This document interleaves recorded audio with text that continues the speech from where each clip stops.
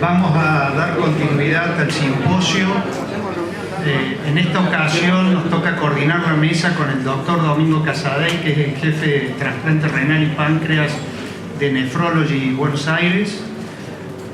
Y tenemos como disertante al profesor doctor Emilio Poggio, quien ya fue presentado en la conferencia anterior. Voy a rectificar algo.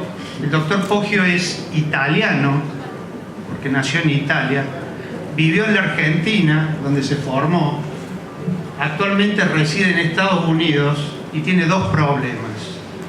Uno es que extraña mucho la Argentina, cuando uno habla con él se da cuenta, y el otro es que no tiene asador en su casa, y entonces a uno lo agasaja muy bien, pero el asado es a gas, no es lo mismo. Gracias, doctor Poggio. A ver. Mejor me callo. Hasta mañana que como el asado en la casa del doctor Robea. Muchísimas gracias por la invitación de vuelta, Pablo, y agradecimiento especial a Domingo, que siempre me ayudó. Vamos a hablar de la pérdida tardía del injerto. ¿Por qué elegí el tema? Porque es de los problemas que tenemos hoy por hoy, un problema crónico, un problema que siempre tuvimos. Pero ahora prestamos más atención porque ahora ya es más fácil que un paciente tenga sobrevida del injerto al año. No sé, como ustedes saben, en Estados Unidos estamos muy controlados por el gobierno y hoy por hoy la sobrevida del injerto y del paciente al año estamos en el 95, 98%, 99%. Entonces el foco se está definiendo más para el futuro. Y como ustedes saben, es muy multifactorial. Estoy en Córdoba porque venía de Italia, pero me pidieron venir y con la ayuda de Gado pude venir para acá. Estos 3 días y me vuelvo el domingo. Así que les agradezco también a la organización y a Gado haberme ayudado. Temas: estado actual y sobre el trasplante renal, causas frecuentes de la pérdida de injerto, rol de las técnicas de monitoreo en la individualización de la inmunosupresión, estrategias para minimizar la pérdida del injerto y nada más. Estamos trasplantando más, lo mismo pasó en Argentina. Leo todas las mañanas el diario y los títulos leo. Y he escuchado que el año pasado se hicieron, ¿qué porcentaje más de trasplantes que el año anterior? Bastante, ¿no? 30% más. Estados Unidos también, 10% por año desde que cambiaron la distribución de órganos en 2014, como se refleja en esta diapositiva. Desafortunadamente estamos estables en el número de trasplantes de con donante vivo. Representan un 30 a 32% de todos los trasplantes, en Cleveland Clinic es un 42%, pero como ustedes pueden ver, la línea azul, estamos trasplantando más, que es muy bueno. El problema que tenemos es que a pesar de que mejoramos la sobrevida del injerto, especialmente al año, cuando uno se fija a los 10 años, todavía tenemos un 25% de los pacientes que pierden el injerto. Que es un gran número porque sabemos qué pasa con el paciente que pierde el injerto: o se muere o vuelve a trasplantarse y saca más riñones del pool de trasplante. Es decir, que la solución de pérdida del injerto no es buena para la sociedad o para el paciente. ¿Cuáles son las causas multifactoriales y complejas? Y aprovecho que esté el doctor Chris Wiebe presente una investigación, una presentación, porque lo que hice fue tomar el modelo que él y Peter Nicholson publicaron en Transplantation hace 2016, para poder resumir, porque me gusta la forma que lo abordan. Como vemos acá, el paciente viene con comorbilidades y el paciente termina falleciendo. Tenemos factores que son relacionados a la inmunosupresión, que llevan a la muerte del paciente, o a la toxicidad, que llevan a lifta. Tenemos problemas con la ablación, que podemos mejorar. HLA matching y anticuerpos, todo esto te lleva a lifta y a la glomerulopatía crónica, que te lleva a la pérdida del injerto. El problema de la recurrencia de la enfermedad renal, y como vemos acá es un problema multifactorial. Entonces es un repaso en general de todo. Causa de muerte o pérdida de injerto por fallecimiento del paciente es un gran problema. Ustedes ven que los pacientes con donante vivo, esta sobrevida a los 10 años, hemos mejorado desde el año 2000 hasta el 2010 en la sobrevida, pero en los pacientes cadavéricos tenemos muchos pacientes que fallecen después del trasplante con un injerto funcional. Es fácil saber quiénes son en general, porque entre las causas más comunes de pérdida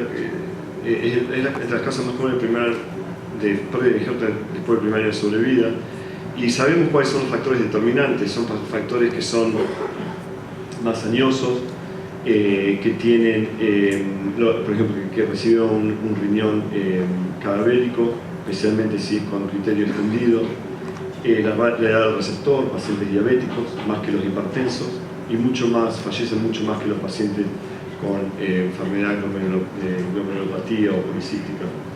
Tabaquismo, nosotros no aceptamos pacientes que fumen, porque hay mucha información mostrando que los pacientes que fuman tienen mucha enfermedad arterial periférica y es una complicación, una causa de muerte prematura después del trasplante. Decimos, tenemos el lujo, desafortunadamente, la forma de hacer, de no aceptar pacientes que fumen, porque tenemos tantos pacientes en lista de espera con tantos pocos órganos que tenemos que distribuir los órganos a aquel paciente que haga mejor las cosas. La enfermedad cardiovascular todavía representa la mitad de los pacientes que fallecen, especialmente los diabéticos, y por supuesto las infecciones y los cánceres en los pacientes que son más dañosos. El otro gran problema que tenemos, que es más, diría más difícil de resolver, es la recurrencia de la enfermedad glomerulopática. Una cosa de aclarar, en la presentación anterior lo que vamos a hacer es medicina de precisión en enfermedades comunes, porque después está la medicina de precisión en enfermedades raras, que tiene un abordaje totalmente diferente, como si las enfermedades raras serían las glomerulopatías. Las glomerulopatías no van a entrar en el otro proyecto.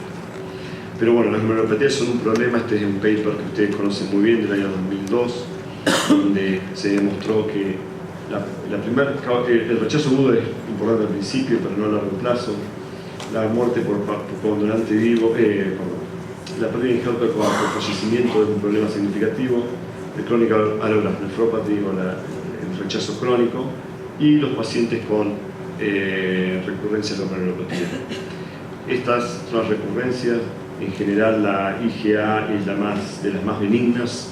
Nosotros hacemos biopsias de protocolo. La membrana proliferativa y la IgA ya lo empezamos a ver a los 6 meses, al año, a los 2 años de trasplante, pero no causan en el corto plazo pérdida de injerto, como sí lo hacen la mensangioproliferativa y también la FSGS. Son problemas que no voy a hablar. Después está el tema de la ablación, que hemos hablado en otras conferencias, que es muy importante. La ablación es fundamental a largo plazo. Si uno se quiere conformar con un riñón funcionando a los 6 meses, está bien. Pero el tema es, queremos el riñón de un donante cadavérico que dure 10 años, 15, 20, no que nos dure 6 meses. La ablación es fundamental, es donde empiezan en general muchos de los problemas. Vamos a hablar del IFTA y de la glomerulopatía de trasplante, que es más complejo, porque es bien multifactorial. Chronic allograft nephropathy, el IFTA, sin evidencia de una etiología específica, es la inflamación en áreas de IFTA que pueden ser consideradas como secuela de rechazo celular, especialmente si está asociada a tubulines. En mi opinión, cuando vemos un linfocito en el riñón, no importa dónde está, algo está pasando, porque no es el lugar normal de un linfocito. El rechazo crónico activo mediado por anticuerpos es otro problema. Tenemos el tipo de rechazo humoral, como ustedes saben, con depósitos de C4D, anticuerpos donantes específicos, etc. Pero también tenemos, como dice acá abajo, tenemos el tipo de rechazo donde es más vago la definición.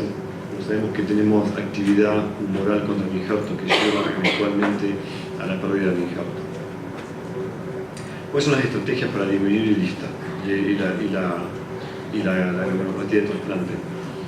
El IFTA y la glomerulopatía de trasplante son consecuencias de varios factores de origen inmunológicos y no inmunológicos. Y desde el punto de vista inmunológico tenemos el rechazo celular, el rechazo humoral y las formas combinadas y mixtas de las dos, activas y quiescentes. Compatibilizar el HLA de la clase A a nivel de epitopes, creo que el doctor Willy va a hablar de esto. Es importante.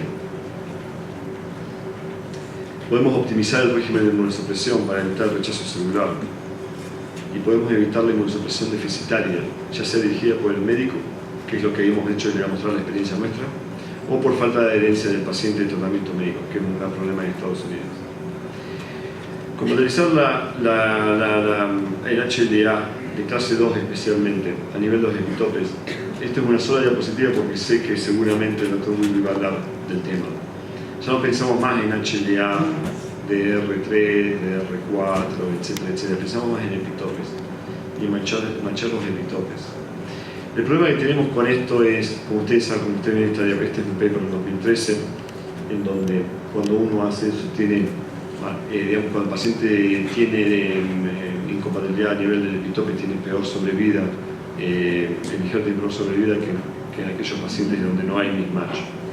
El problema que tenemos con este approach, por lo menos en Estados Unidos, es que con la gran necesidad de órganos, considerando que el tiempo de espera para el trasplante es un determinante para la sobrevida del injerto, hacemos mucho preventivo nosotros, 15%, 20% a veces. Y con la disponibilidad de regímenes inmunosupresores que son muy potentes, especialmente en el primer año de trasplante, HLA matching a nivel de epitopes sería ideal, pero es difícil de implementar. Cuando tiene 90.000 pacientes en lista de espera, de los cuales 18.000 se trasplantan por año, de los cuales 2/3 con donante cadavérico, si macheamos, y Estados Unidos es un país inmenso como lo es Argentina, si uno empieza a machear por epitopes, a lo mejor el riñón pasa de San Diego a Boston, que son 6 horas de vuelo, etcétera, etcétera, y se complican otras cosas, digamos. Entonces esto es ideal, se puede hacer en donde la distribución de órganos a lo mejor es local, o etcétera, no sé cómo, pero sería lo ideal, pero es muy difícil de implementar.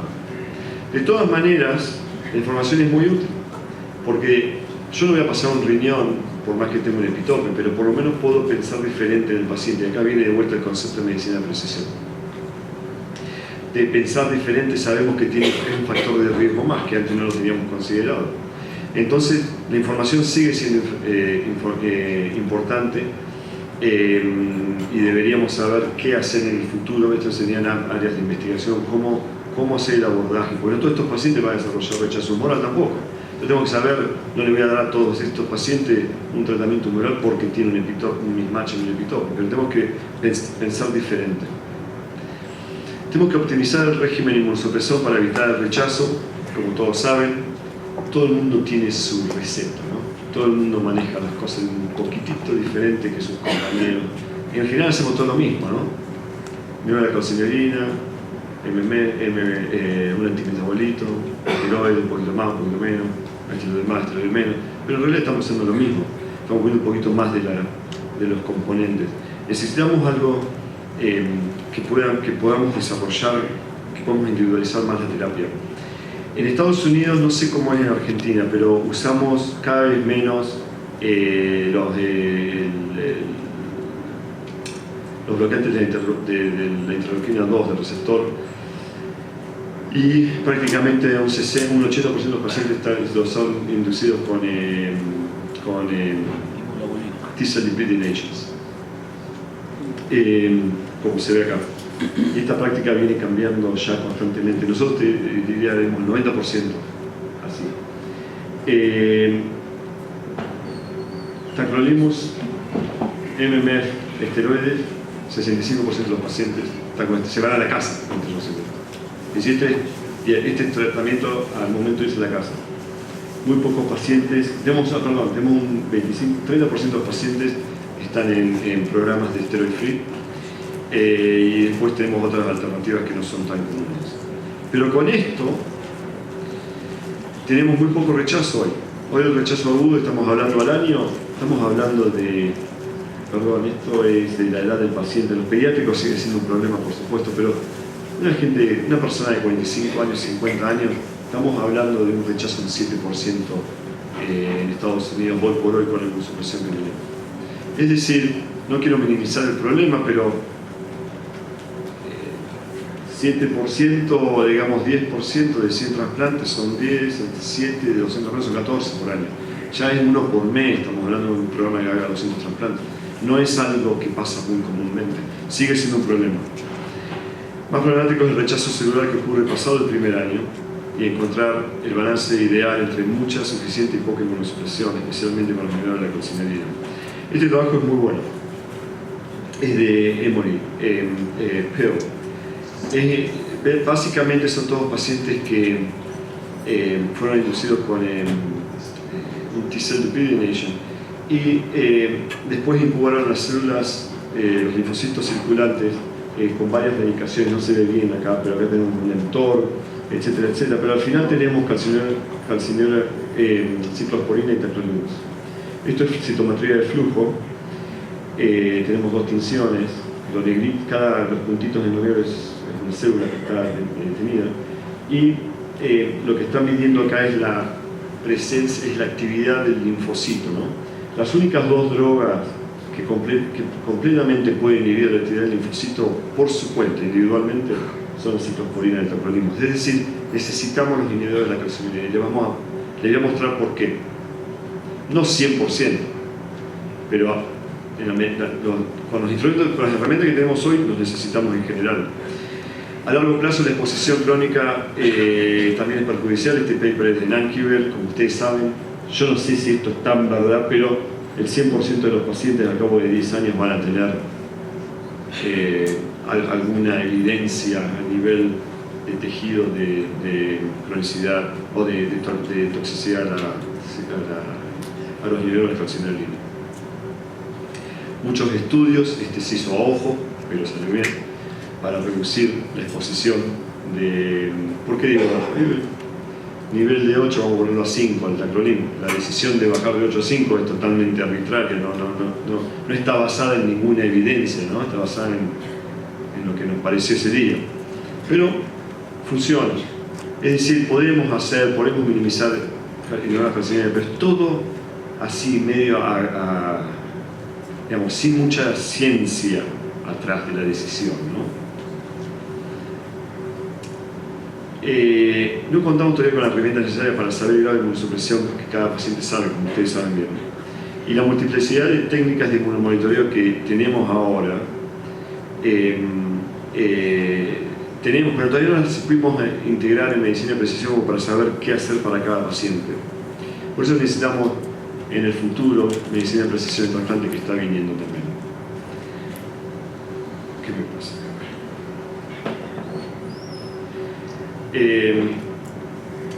Evitar la inmunosupresión deficitaria. Y lo que quiero remarcar es la primera, dirigida por el médico, porque nosotros fuimos parte de esto. Dijimos hace un par de años, utilizando técnicas no invasivas, que podemos eliminar los inhibidores de la calcinería de los pacientes. Estamos convencidos, y convencimos a la NIH que lo podíamos hacer. Hay 10.000 técnicas de inmunomonitoreo por hoy. Por eso necesitamos medicina de precisión.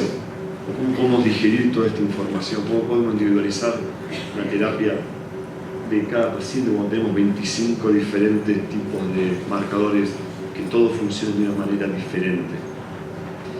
Entonces, nosotros, yo trabajando con Peter Higer y otra gente del equipo de CITOD, enfocamos en el ELISpot, por supuesto, y en el primer estudio del 2005 al 2009 que hicimos el primer CITOD 1, pudimos mostrar que el ELISpot sirve para determinar qué pacientes van a desarrollar rechazo o no. Y pensamos que era muy buena información. En el CITOD 9 descubrimos también que había una molécula que es el CXCL9, que es una quimoquina, que nos ayudaba a diferenciar a aquellos pacientes que iban a rechazar en orina. Entonces tenemos dos técnicas de inmunomonitoreo que están probadas por muchos grupos, que podemos usarla para eliminar los inhibidores de calcinería en aquellos pacientes que sabemos que pueden no necesitarlo. ¿Quiénes son? Hicimos el CITOD 9. Dijimos, vamos a agarrar el grupo de riesgo inmunológico más bajo que existe. ¿Quiénes son? Ellos son receptores de órganos donantes vivos. PR, RA bajo, básicamente 0, con cross-match negativo y sin BSA. Y lo vamos a inducir todos con timoglobulina. Es decir, estamos agarrando a un paciente de muy bajo riesgo inmunológico, le estamos dando mucha inmunosupresión, ¿no? Y después vamos a tratar, por los primeros 6 meses, vamos a ver con tacrolimus, MMF y prednisona. Es decir, no puede tener un rechazo en este paciente, es muy bajo el rechazo que va a tener. Pero inclusive dijimos, vamos a darle 6 meses al paciente, porque el NIH nos pedía, para asegurarnos que no tenga un rechazo temprano, y después le vamos a sacar la calcineurina si los marcadores inmunológicos nos dan negativo. Todos contentos, ¿no? Entonces, esto se publicó ahora, Chris está ahí también como autor, porque estaba Peter Nickerson por un lado por acá. Ahí está. Lo publicamos en JSON 2017, iba a durar 5 años el trabajo, duró 2. Randomizamos 52 pacientes, etc. Bueno, 21 pacientes fueron randomizados.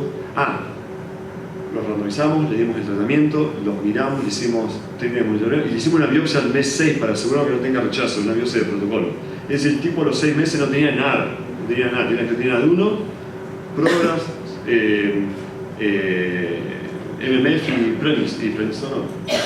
Entonces, los randomizamos y le bajamos el Prograf o el tacrolimus, un tercio, si estaba en 3, 2 veces al día, o en 6 una vez al día, le bajamos un 10%, un tercio por mes, es decir, del mes 6 al mes 9 quedaban con MMF y prednisona, que son los muchos pacientes que teníamos trasplantados en los años 70, que ahora vienen y no tienen AD1, tienen cáncer de piel, por supuesto, pero no tienen nada más, están con azathioprina y prednisona. Yo tengo un paciente de 49 años trasplantado así. Entonces queríamos lograr eso. Donante vivo, buen macheo. ¿Qué pasó? Nos pararon el estudio. Pararon el estudio porque cuando tratamos de hacer eso, estos son todos los randomizados a mantener la triple inmunosupresión a los 6 meses. Uno desarrolló un anticuerpo, que es paciente mío con nefropatía membranosa, desarrolló los dos recurrences de nefropatía membranosa y tenía anti-PLA2R positivo. Y un anticuerpo, y ahora lo trasplantamos hace 8 meses. Se agarró un TMA, un MTA en los 2 días. Tiene un sistema inmunológico medio raro. Y después, básicamente, a todos les sacamos, está la crucita verde, le sacamos la prednisona, y donde está el botoncito rojo, es el rechazo o desarrollo de un anticuerpo inmunológico. Entonces tuvimos que parar el estudio. Pudimos prevenir quiénes eran el ELISpot y el CX, y el NAN nos decía, esos van a desarrollar algo. Es decir, que en un grupo de riesgo inmunológico muy bajo, todavía no pudimos eliminar la calcineurina. Entonces, un anillo trasplantado requiere muy poca inmunosupresión, pero a pesar de la utilización de marcadores no invasivos y selección de pacientes de bajo riesgo, este objetivo se mantiene elusivo para la mayoría de los pacientes. Y abandonamos, no vamos a hacer más estudios, después de este estudio no va a haber ningún otro estudio de eliminación del inhibidor de la calcineurina. El otro estudio es el CTOT-8 con John Friedwald, que usaron de pronto este estudio que estudiábamos marcadores separados, estamos trabajando separados, no juntos. Ellos estudiaron el genotipo circulante, ahora se llama el TrueGraph, que el estudio que hay en Estados Unidos. Pero ellos, por ejemplo, ahora también yo participé en todos los CTOT. Y en esto lo que hicimos fueron biopsias, para resumirlo, hacerlo rápido, biopsias de protocolo para buscar rechazos subclínicos, y con este marcador circulante de genotipo podemos identificar a aquellos pacientes que tienen rechazo agudo. Estamos todos trabajando separados. ¿Qué otro test tenemos ahora? No sé si han escuchado cell-free DNA. Cell-free DNA es interesante porque nosotros tenemos, nuestras células mueren todos los días y largamos a la circulación fragmentos de ADN de más o menos de 150 a 160 bases. Esto es eliminado por hígado de riñón en 30 minutos. ¿Qué pasa? Cuando un paciente, por ejemplo, se usa mucho ahora en el diagnóstico prenatal y en la oncología, porque una célula que cambia el ADN, release, larga este ADN en la circulación, lo podemos medir. Por ejemplo, un paciente que tiene una mujer embarazada que tiene un chico con una malformación y tiene una formación de mutación genética, la podemos medir. Es como se hace ahora el diagnóstico muchas veces. Y esto se introdujo al trasplante, porque ¿cómo se utiliza? Yo tengo un riñón de alguien que no me pertenece genéticamente y yo sé cuál es mi gen, cuál es mi genoma.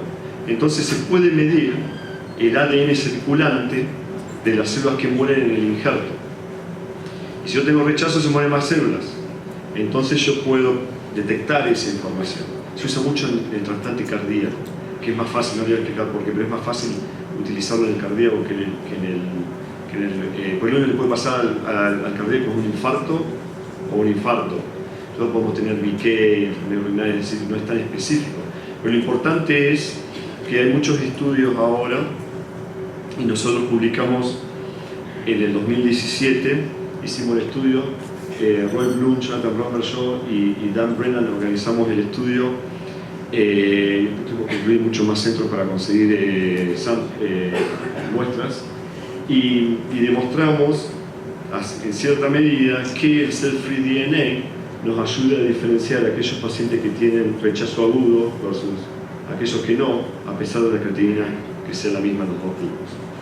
Entonces, es también muy más específico cuando vemos rechazo humoral agudo. Bueno, eso fue nuestra experiencia. Ahora en HAT está por salir un paper de Stan Jordan del Cedars-Sinai de Los Ángeles con 985 muestras, 352 pacientes, etc.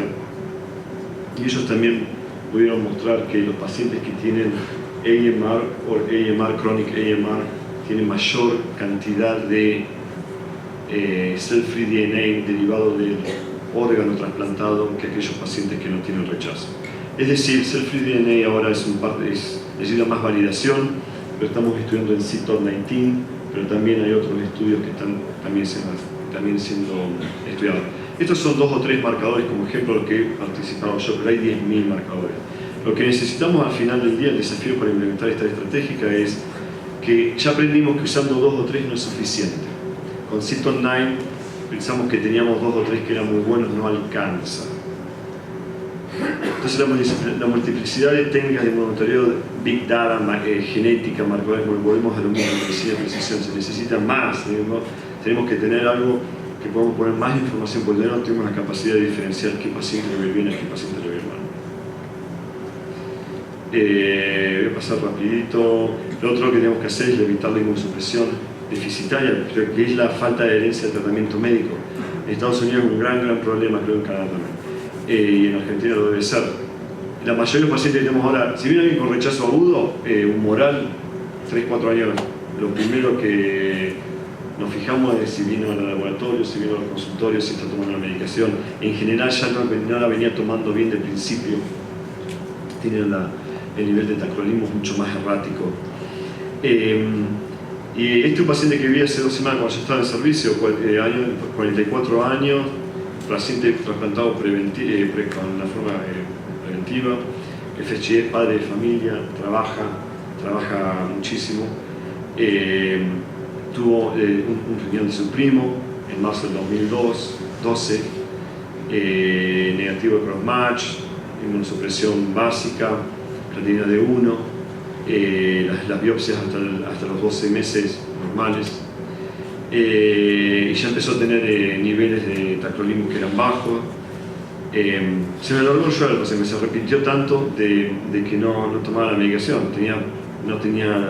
había faltado los laboratorios, etcétera. En 2014 presionaba una creatinina de 3, ahí lo tratamos, la creatinina le volvió a bajar, tenía un DQ7 ahora, le tratamos el paciente, como ven acá, con todo lo que teníamos y la creatinina bajó a 1.5, no volvió más, apareció la semana pasada, en marzo, cuando yo estaba en servicio, creatinina de 8, lo biopsiamos, le dimos más hemoglobina, pero la creatinina es de 4.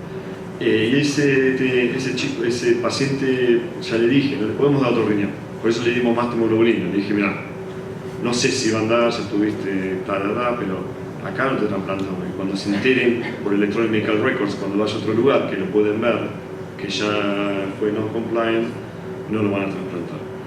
Este es un problema que es un gran problema, un desafío en Estados Unidos ahora. ¿Quiénes son los más non-compliant? Los médicos. Hay estudios, el estudio Physician Study de 1982 National Medicine, pero luego que se le pedían a todos los médicos de Estados Unidos tomar una aspirineta o un placebo. 20.000, 33.000 médicos participaron. De arranque 22.000 dijeron que no porque ya no eran adherentes a lo que tenían que tomar. Así que ni entrar. Y de los 22.000, un 17% no tomó la aspirina como tenía que tomar. Es decir, la adherencia no es problema de los pacientes, es problema de la gente. Uno está a dieta y dice, me voy a comer, termina comiendo. Eso es no adherencia a algo, ¿no? Lo hacemos todo. Este es un muy buen paper. Peter Nickerson, Nevis and Mary Du, que describe, desafortunadamente no proyecta bien esto, pero describe todos los factores que están relacionados a la no adherencia. Pero que uno, por ejemplo, donante vivo, factor o no factor, es factor de la adherencia. El que recibe un trasplante fácil, al que le dieron las cosas fáciles, no lo aprecian tanto. Paciente que estuvo esperando 5 años y esperando y tuvo 3 operativos, ese va a apreciar más esa persona.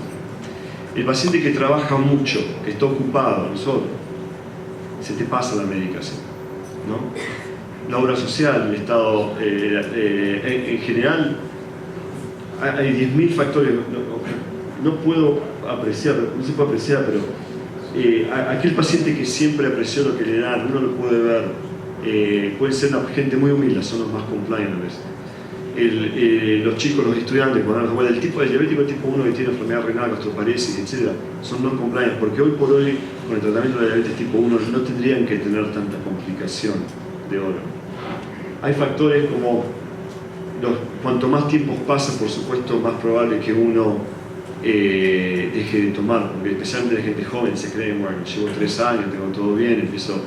En Estados Unidos tengo el problema de que a los 3 años la inmunosupresión no es cubierta más por el gobierno, a menos que el paciente siga en discapacidad. Pero si el paciente puede ir a trabajar y no quiere trabajar para recibir el cheque, ese paciente no le van a cubrir y ese paciente termina tomando la medicación. Después tenemos factores, por ejemplo, como la frecuencia de dosis. La polifarmacia es otro de los grandes problemas.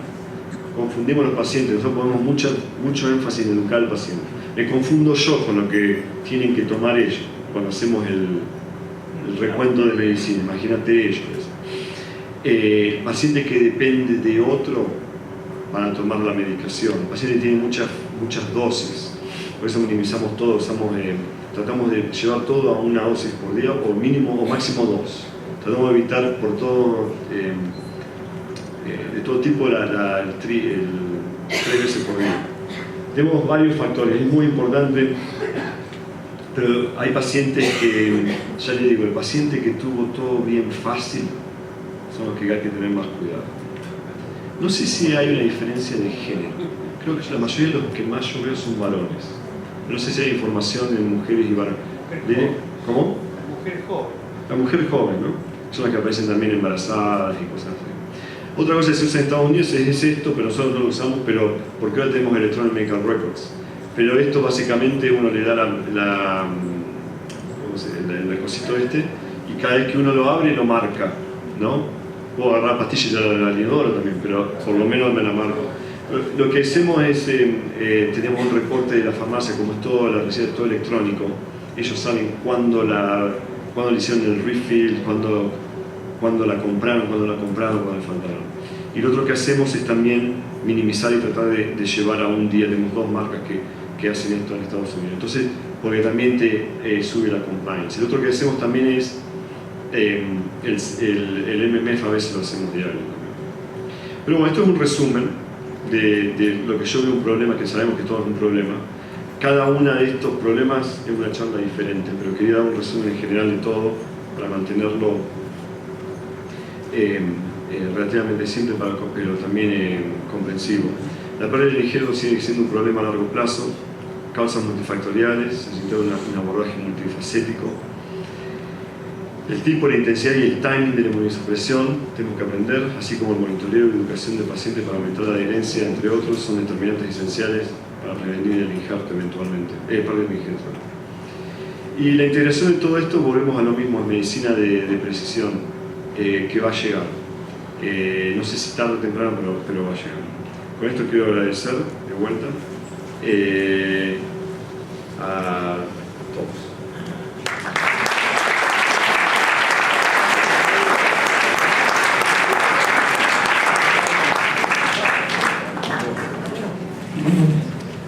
Bueno, yo creo que un extraordinario resumen que hizo Emilio. Le quiero hacer, para introducir una pregunta yo y después lo dejo abierto a todos ustedes. Mostraste la terapéutica de inmunosupresores en Estados Unidos. ¿Qué porcentaje tienen con Nulogis o con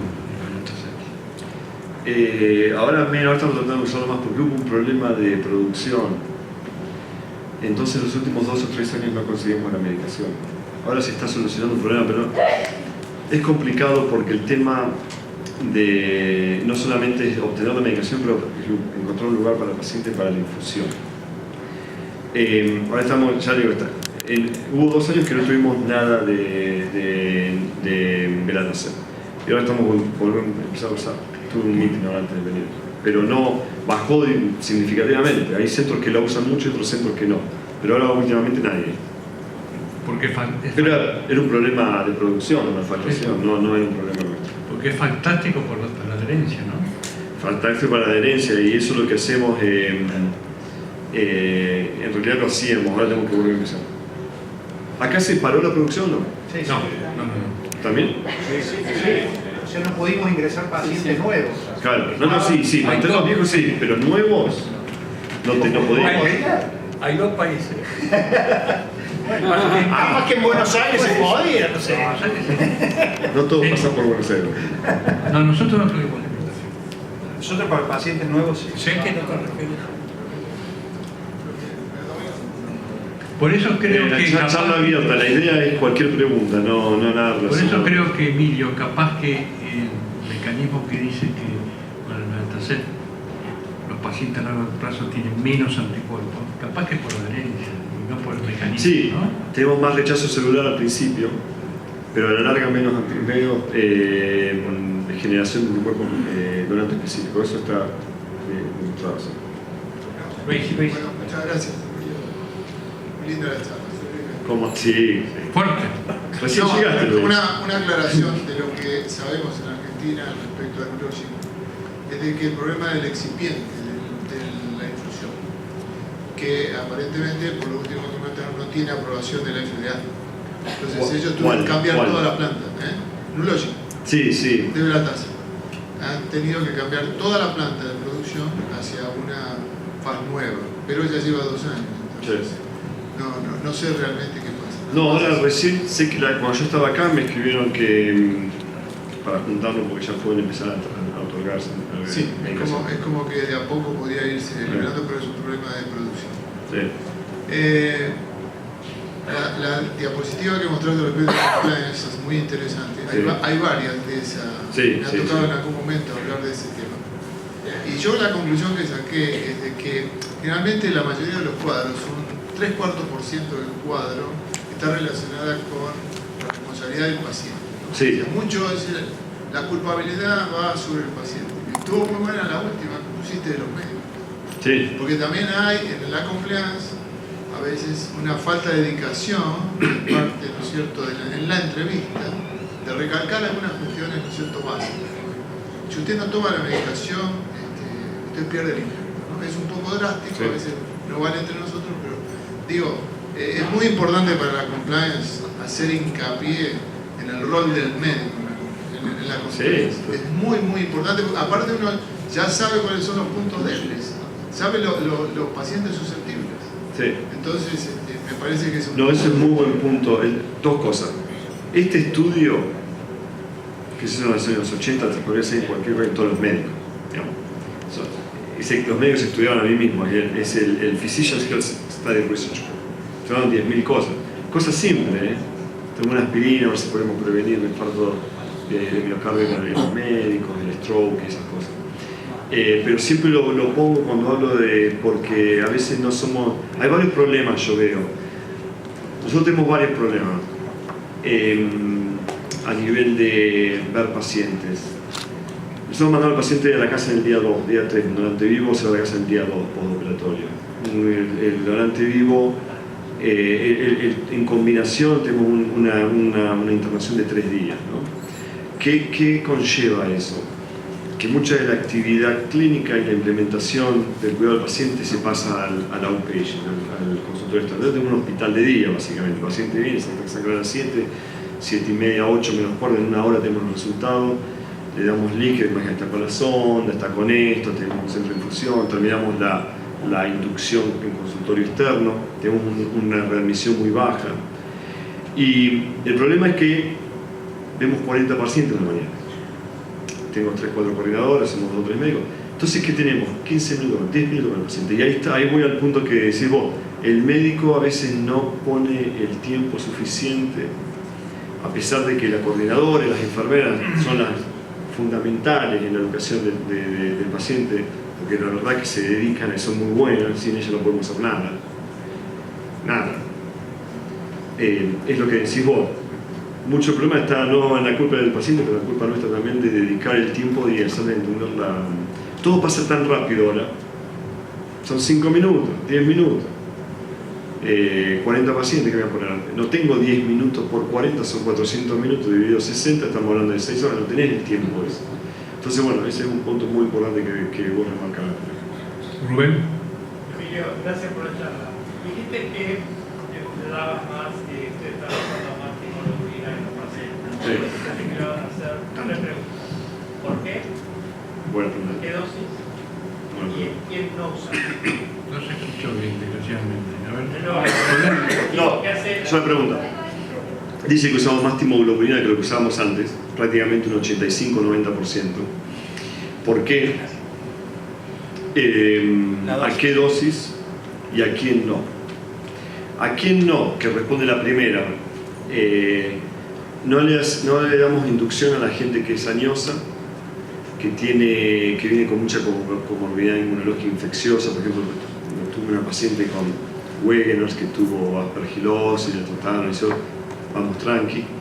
Todo lo que es órgano multiórgano, hacemos corazón, hígado, corazón, riñón, hígado, etc.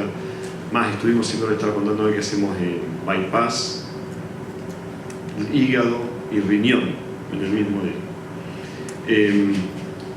Entonces a esa gente le damos vaseliximab. El paciente que tiene un PRA de 0, que tiene muy buena compatibilidad, le damos vaseliximab. ¿Por qué cambiamos a la inducción con T-cell depleting agent? Todo es logística también. Y no tenemos ninguna evidencia física, no es la logística. ¿Qué hacemos? Uno tiene el DRG, que sería el módulo.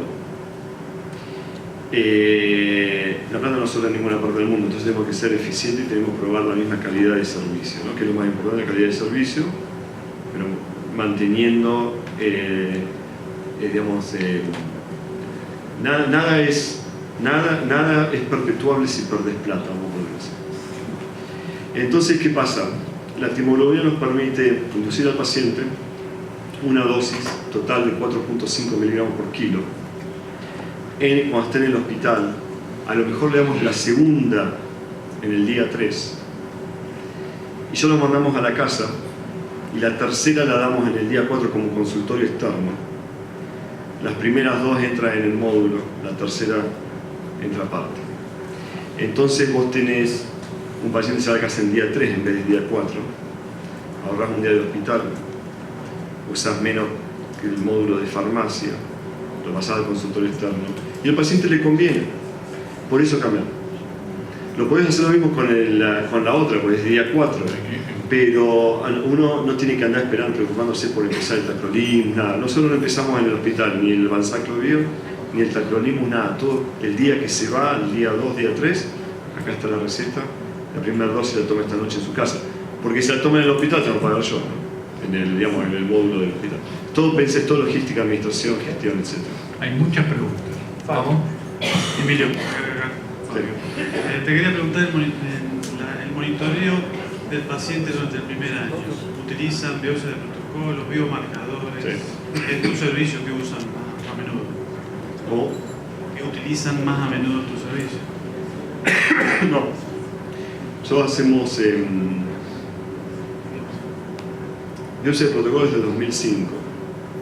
Implante, implantes vivos, 3 a 6 meses, 1 año, 2 años. Dejamos la de 2 años hace 3 meses. Porque aquellos que tienen biopsias normales en 3 y 12 meses probablemente tengan algo en el... A los 2 años al menos una recurrencia de nefropatía. Teóricamente el protocolo nuestro incluye tomar una muestra para chequear anticuerpos donante específicos. ¿Qué pasó? Es caro. Entonces lo que hacemos es, tomamos la muestra y la guardamos.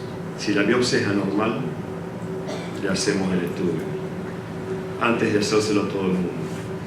Y eso solamente espera 3-4 días. Y si algún día la necesitamos, la tenemos guardada. Eso es todo lo que hacemos hoy por hoy, por Fairchild y el estudio y el grupo de inmunología. Si podemos, a todos los pacientes que vienen a la biopsia, le hacemos un consentimiento para que nos den una muestra de DNA, de RNA, de orina y de sangre y de tejido para poder hacer un banco. Entonces tenemos más o menos, diría que 1 de cada 2 dice que sí, no más, 2 de cada 3 dice que sí, ningún problema. Están tan agradecidos con el trasplante que muchas veces no. Eso es lo que hacemos ahora, no hacemos más monitoreo. Estamos haciendo ahora el Free DNA, que está cubierto por el PAMI, sería el CMS, pero recién empezamos. Y ese es muy caro, es un estudio muy caro, y no sé qué. Hay que ver cómo viene eso. No, María, Roberto. No, bueno, son 2 comentarios. Comentarios, no, preguntas concisas porque hay un montón. Comentarios, preguntas. Vale. Preguntas, ¿eh? Frente al diagnóstico, ¿Cómo? Espera. frente al diagnóstico histológico de rechazo celular crónico activo, quiero saber qué interpretación clínica vos le das a esto. ¿Qué? Frente al diagnóstico histológico de rechazo celular crónico activo, Sí. ¿qué interpretación clínica le das a esto? ¿Qué sugerís respecto al pronóstico a largo plazo de esta patología que creemos que es inmunológica, pero a la luz de la clínica parecería ser que hay factores no inmunológicos que lo inducen? Yo creo que la respuesta de cada uno de ustedes es la misma que la mía, no sabe, digamos, que va a ser distinta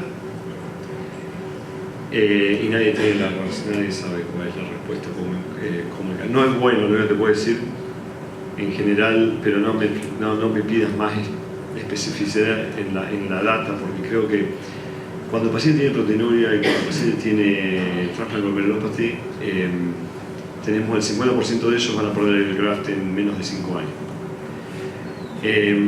¿Cómo los tratamos? Todo depende de la actividad clínica, digamos, laboratorio y por qué hacemos la biopsia, ¿no? Pero te diría que el 50% de las veces no logramos nada. Estamos hablando como el tema de la nefropatía diabética, ¿no?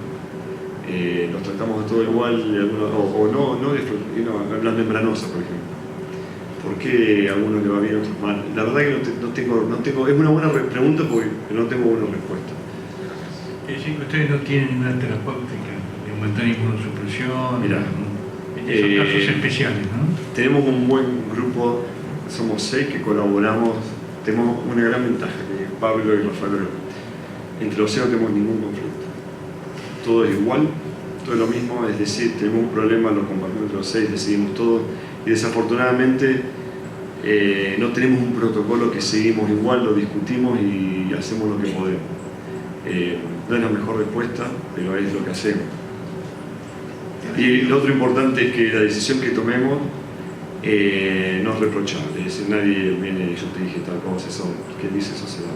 Emilio, has mostrado que el mejor inmunosupresor para inhibir las células de memoria, desde el inicio, desde el primer mililitro de sangre que pasa por el endotelio del injerto, es, digamos, el inhibidor de la calcineurina, que es muchísimo más potente respecto a todo el espectro, incluido los policlonales, ¿no? Es decir, me gustaría que con tu experiencia y todo nos digas cuáles son los criterios para no introducir desde, incluso como se hace en el trasplante de vivo, creo, antes del trasplante, es decir, antes de desclampar el órgano, que sería, yo pienso que lo debemos hacer siempre, aún en riñones viejos, aún en riñones con isquemia fría prolongada,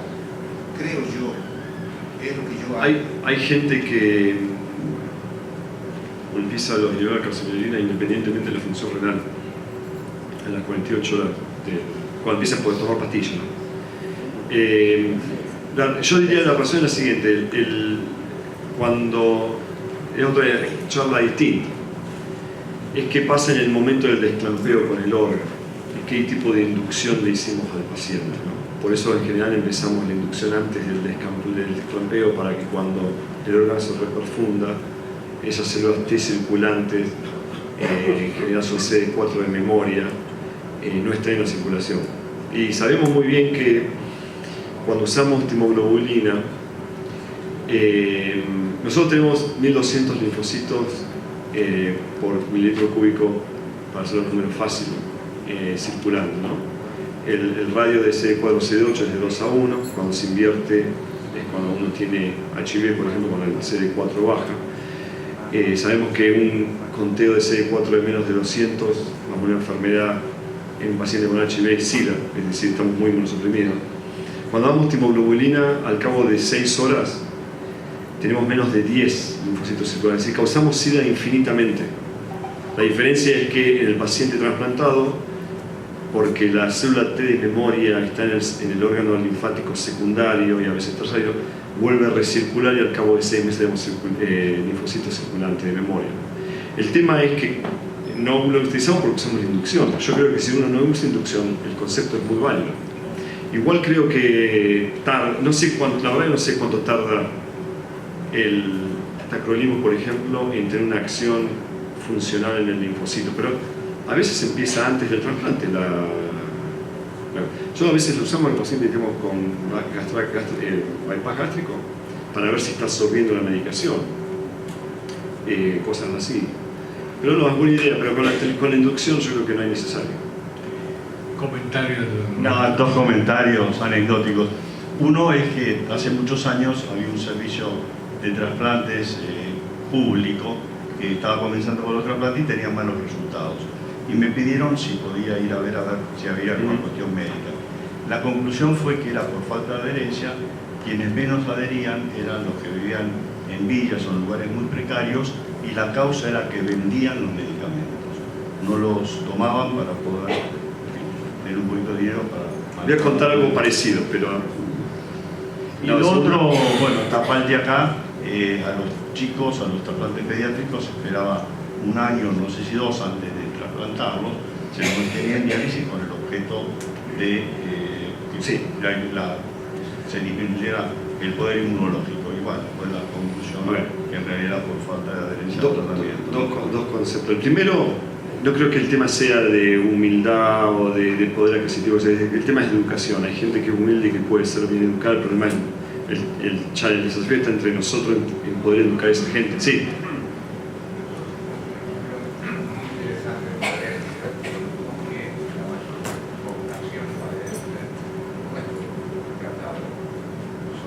Mujeres adolescentes Sí. con mal vínculo con sus madres, que de alguna manera estas chicas históricamente perdieron el injerto, hicieron un tratamiento con psicólogos, se reimplantaron y volvieron a perder el órgano. Les digo, la verdad que me parece Bueno, que... la pediatría es muy común en la adolescencia, ¿no? Pero digo, me parece que pensar que la causa de la no adherencia es unifactorial es tremendo, ¿no? Creo que es multifactorial y la verdad está... Tremenda cantidad de factores. El tema de la gente puede ser simple, pero adherente al tratamiento. hay gente, mucha gente que es de gran poder adquisitivo que no adhiere al tratamiento. Yo tengo pacientes que vienen a lo mejor de otros países que vienen a buscar que uno trasplante porque están recontrasensibilizados y tienen una capacidad adquisitiva tremenda.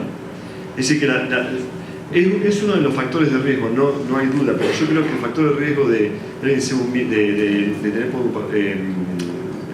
poder adquisitivo pasa más por otros ambientes, otras situaciones que pasan en la casa. En general eso se asocia con maltrato familiar y otras cosas que previenen que alguien sea adherente. Pero es un concepto importante porque todo empieza por ahí, ¿no? Pero vendían.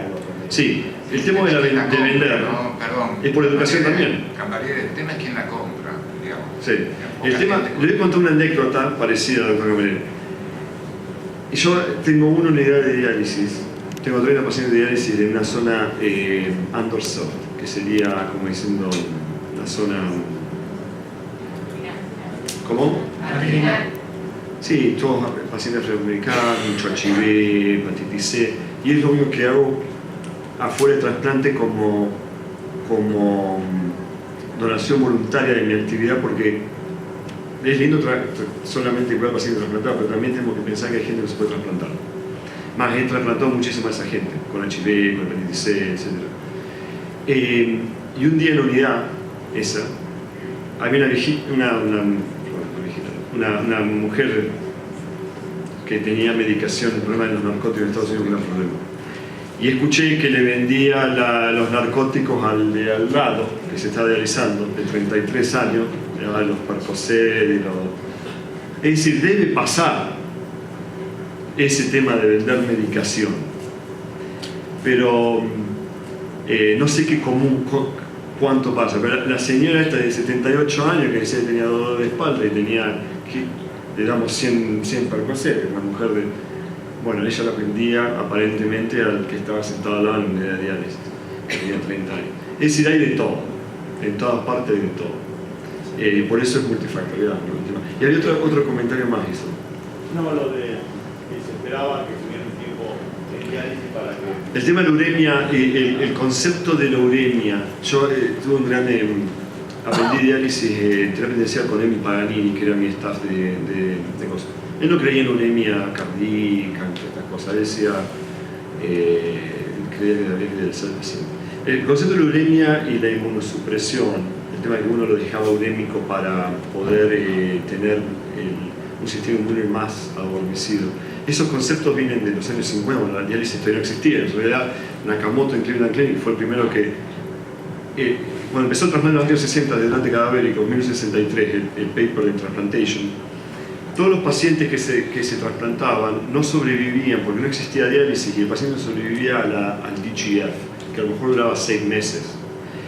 Entonces, cuando empezó la diálisis, los pacientes, Nakamoto fue uno de los que empezó, publicó los primeros 9 pacientes que vivieron un año, 5 de ellos, esto era con mercaptopurina y esteroides.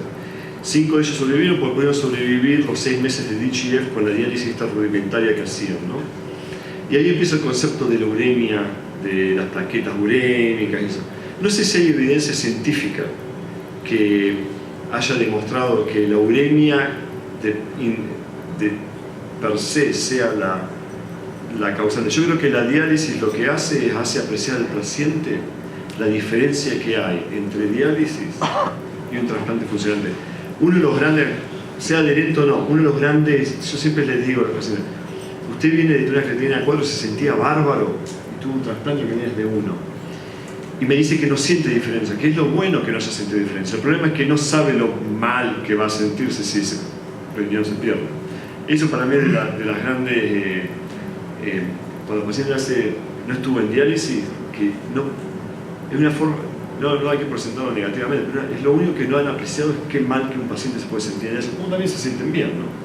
Pero, sí, gracias Emilio por tu presentación y por mostrarnos todas estas cosas.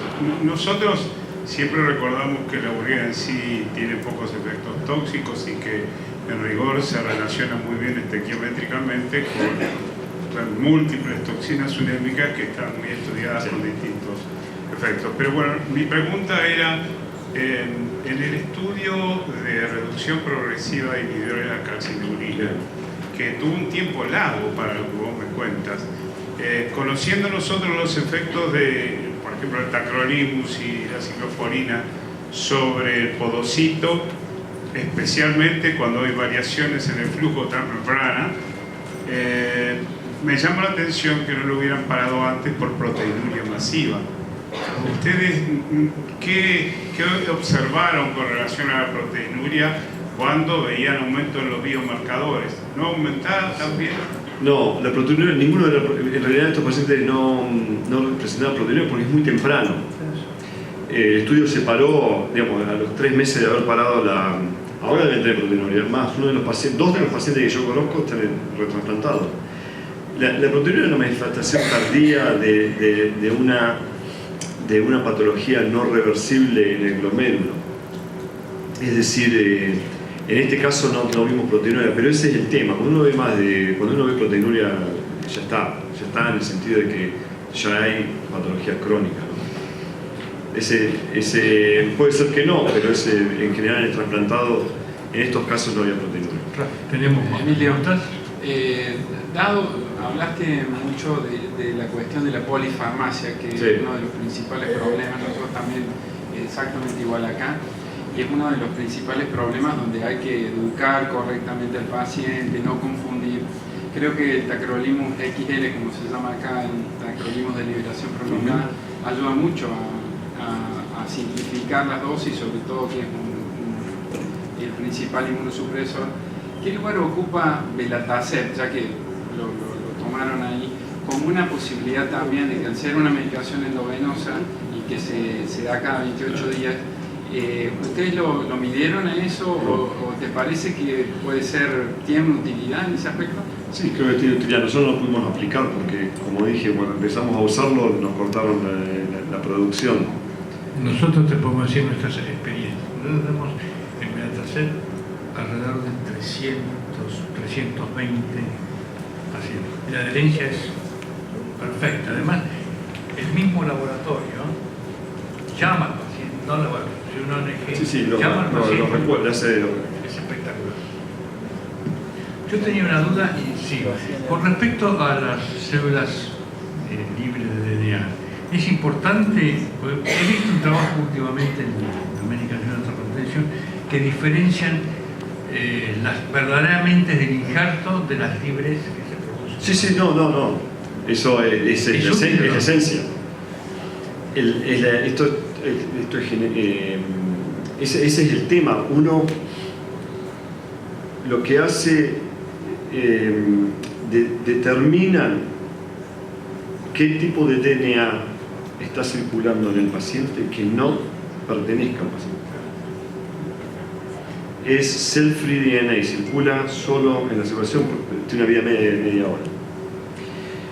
No, el concepto es muy bueno. En realidad en corazón se llama ALOMA, que fue el que se utiliza muchísimo en algún paper de University of Medicine 10 años atrás, que lo usan como marcador de vasculopatía de trasplante. Es PCR, creo, que utilizan para determinar los nucleótidos de DNA que no corresponden al receptor. Vamos a ver bastante de eso en los próximos años. ¿Sí? Pero Luis Gaite y después paso. Sí, un comentario tratando de ver estos temas del riesgo, ¿no? Porque hemos trabajado en algunos estudios de minimización de calciumínicos, especialmente de tacrolimus, donde había a veces un target que estaba entre 3 y 5 en el nuevo. Hay una dificultad práctica. Cuando estás con esos niveles, los pacientes toman dosis tan bajas que cuando pretendes volver al nivel o todo lo demás es casi imposible porque estás en el underground de los niveles. Entonces eso genera también, me parece, un efecto todavía contrario, no solamente, sino la variabilidad, la parte baja. Pero es imposible, porque 0,25 cuando uno llega a las dosis bajas se da problema. Entonces el ajuste terapéutico es difícil. En la población afroamericana metabolizan menos el tacrolimus. Pero acá entonces las dosis son mucho más altas. Pero siempre encontramos el problema muy comúnmente, y es verdad, en un punto... Emilio, una consulta de la receta de cocina, digo, todos usamos lo mismo, pero el trabajo de Chris Webb, por aquí, mostrando que según los números de Pretz el riesgo posiblemente menos de 6 tecnolimus sea un problema ya para empezar a multiplicar el riesgo de aparición de anticuerpos, este tipo de cosas. ¿Qué nivel usas vos según la población, digamos? ¿Qué T0 mantenés en gente que tiene un riesgo estándar y en gente que tiene DSA o alto riesgo, ¿no? Sí, a ojo, ¿no? Tenemos el protocolo escrito, pero no me pregunta por sí. 8 a 12 los primeros 3 meses, 7 a 10 de 3 a 6 meses, 5 a 8 después. Eso es riesgo estándar, digamos. Sí. O en toda la población. Si usamos everolimus con el tacrolimus, 3 a 5 y el otro de 5 a 8. Rubén Schiavelli, última pregunta. Y si usamos steroid free, mantenemos más alto. Emilio, con respecto al DNA, vos tuviste una correlación que no fue el 100% con rechazo, ¿no es cierto? No sé lo que mostraste. ¿Esto puede llegar a evitar la biopsia? Porque yo pienso que cualquier lesión celular, como una NTA, te va a aparecer DNA también. Muy buena pregunta. Entonces, uno, cuando piensa en biomarcadores, piensa en biomarcadores de prognosis, marcadores diagnósticos, ¿no? O marcadores de prevención. El marcador de prognosis es aquel en que yo tengo un problema, mido algo y dependiendo de la información, el paciente va a tener una evolución clínica determinada, A, B o C. La otra utilización de los marcadores es con implicancia diagnóstica, es decir, uno utiliza un marcador no invasivo para evitar la intervención para tener el diagnóstico. Ahí es donde en ese tipo de evaluación estadística uno tiene que pensar en negative predictive value y positive predictive value, ¿no? Que es la especificidad y la sensibilidad del test. Entonces lo que uno quiere para tener un marcador donde evite una intervención que es cara como la de biopsia, uno quiere tener alta especificidad. Uno de lo ideal es que tenga alta sensibilidad y alta especificidad, que sería un positive predictive value, ¿cómo se dice? Un valor predictivo, ¿cómo? Positivo de 100 y 100, ¿no? El tema es que siempre van al revés, cuanto más alto uno, más bajo el otro. Pero uno cuando hace screening quiere alta sensibilidad, ¿no? Porque quiere agarrar todo aunque no sea específico. Es decir, quiero agarrar un problema que es lo que sería el cell-free DNA. Quiero agarrar todo lo que me esté dando muerte de la célula del injerto, sea por BK, rechazo, etcétera, etcétera. Si yo quiero evitar el diagnóstico, quiero algo que sea muy específico. Quiero que me diga que ese paciente tiene rechazo, así yo no hago la biopsia. Entonces la aplicación de esto, el concepto es ese, pero como dijo Rubén, todos estos pacientes tienen otro, no es del 100% el positive predictive value, que sería especificidad alta. El negative predictive value alto es lo que te determina que el test es bueno para hacer screening. El positive predictive value es que lo que te determina, que el test es bueno para hacer diagnóstico de un test. Entonces la utilización, la idea es esa, Rubén, pero la realidad es que no tiene un positive predictive value del 100%, del 70% o algo así. Es decir, tenemos un 25% de pacientes que tiene otra cosa. Ahora, la otra cosa, uno puede inferirla. Puedo decir, si yo no tengo BK, si no tengo urinary tract infection, si yo no tengo A, B, C y D, si el paciente está deshidratado, lo que me sobra es rechazo. Pero el problema que tenemos que, ahora a lo mejor Elmer va a hablar más tarde de esto, el problema que tengo ahora, tengo rechazo, pero no sé qué rechazo tengo. ¿verdad? Entonces no sé cómo le tratar, a lo mejor es celular, o pulmonar, a lo mejor tiene mucha scarring, lo que sea. Entonces todavía dependemos de... Pero la idea, el concepto que hay que tener para desarrollar algo es el que acaba de definir Rubén. No aclaré. Este estudio fue con el que está en JSON, todo antes de que suba la creatinina. Claro, esa es la aplicación de este... Pero eso no es un marcador diagnóstico, eso es un marcador pronóstico, ¿no? Ahí estás aplicando el marcador con inteligencia pronóstica, no diagnóstica. Entonces hay que diferenciar. Un marcador puede ser bueno por los dos, para las dos cosas. O para uno o para el otro, todo depende. Por ejemplo, en el tema de especificidad, por ejemplo, si uno quiere detectar, por ejemplo, la creatinina no es buena para la especificidad ni para la sensibilidad, es lo que tenemos. A pesar de que decimos que no es buena, es lo único que tenemos desde 1937, creo que la urea se precisó primero. Es decir, después de 80 años, es lo que usamos todos los días, ¿no? Estamos hablando de cosas, pero no es específico, es específico, pero no es sensitivo. Porque si subió, algo pasa, pero no nos dice qué, ¿no? Estamos en tiempo. Emilio, muchísimas gracias.